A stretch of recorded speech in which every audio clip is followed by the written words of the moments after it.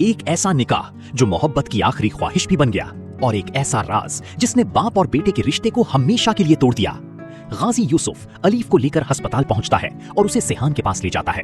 अलीफ को देखते ही सेहान के चेहरे पर खुशी आ जाती है और वो कहता है, अलीफ, मैं अभी इसी वक्त तुमसे निकाह करना चाहता हूँ। ये सुनते ही जकरिया फौरन मौलवी साहब को ले आता है और मौलवी साहब अलीफ और सेहान का निकाह पढ़ा देते हैं। दूसरी तरफ गाजी यूसुफ सेहान के लिए दिल का डोनर ढूंढने की हर मुमकिन कोशिश कर रहा होता है। इसी दौरान जकरिया उसे एक चौंका देने वाली खबर देता है कि अलीफ। ये सुनकर सेहान शदीद सदमे में चला जाता है। कुछ दिन बाद जब इल्हाम को अलीफ की मौत की खबर मिलती है तो वो फौरन पाकिस्तान आ जाती है और अपनी माँ के घर में रहने लगती है। उधर सेहान इल्हाम को ढूंढने के लिए उसके घर के आसपास चक्कर लगाता रहता है। अचानक उसकी नजर इल्हाम पर पड़ती है और वो दौड़कर उसका हाथ पकड़ लेता है और कहता है, इल्हाम, तुमने मेरे साथ ऐसा क्यों किया? तुम मुझे छोड़कर क्यों चली गई? इल्हाम उसे झटक कर कहती है, ये क्या बकवास है? मैं इल्हाम नहीं, इल्हाम हूं। इल्हाम तो कुछ दिन पहले एक एक्सीडेंट में मर चुकी है और तुम तो उसके शौहर थे, तुम्हें ये भी नहीं मालूम? ये सुनकर सेहान के कदमों तले जमीन निकल जाती है।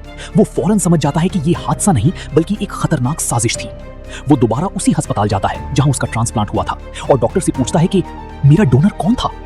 डॉक्टर उसे बताता है कि आपको आपकी बीवी इल्हाम का डोनेटेड हार्ट लगाया गया है। ये हकीकत सुनकर सेहान की होश उड़ जाते हैं। अब वो पूरी सच्चाई जानने के लिए तहकीक शुरू कर देता है। वो सीसीटीवी फुटेज चेक करता है, तमाम सबूत इकट्ठे करता है और आखिरकार उसके सामने ये हौलनाक हकीकत आ जाती है कि इल्हाम का एक्सीडेंट जकरिया और गाजी यूसुफ ने मिलकर करवाया था।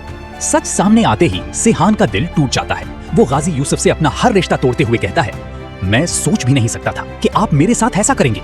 आज के बाद मेरा आपसे कोई ताल्लुक नहीं। मैं अब आपका बेटा नहीं हूँ और हमेशा के लिए ये मुल्क छोड़कर जा रहा हूँ। ये कहकर सेहान मुल्क छोड़कर तुर्की चला जाता है। दूसरी तरफ इल्हाम भी वापस तुर्की चली जाती है और वहां इन दोनों की एक बार फिर मुलाकात होती है। यहाँ से कहानी में एक नया मोड़ आता है। क्या सेहान अपनी बर्बाद जिंदगी को दोबारा संभाल पाएगा? क्या इल्हाम उसके जख्मों का मरहम बनेगी? या फिर माजी का दर्द उन्हें कभी सुकून से जीने नहीं देगा?